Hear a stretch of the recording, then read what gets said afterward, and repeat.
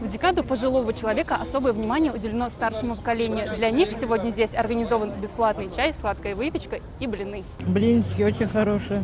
Все хорошо. Все есть, все покупаем, чего надо. И угощает, спасибо. На прилавке для них все краски осеннего урожая. Без химии, добавок, все со своего огорода.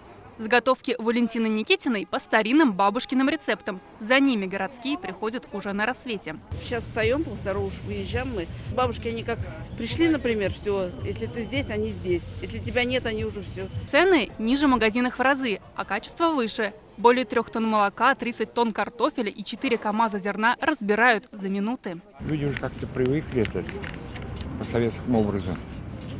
На базаре пораньше. Таких точек по городу 12.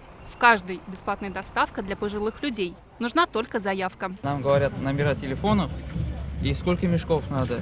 Все продукты проходят строгую двухэтапную проверку. Документально и на месте. Можно сразу определить, что качество соответствует, не соответствует. Фермеры будут радовать горожан свежими продуктами до самого Нового года.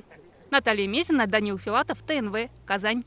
Смотрите все новости дня, программы и фильмы в наилучшем качестве на YouTube-канале ТНВ. Подписывайтесь.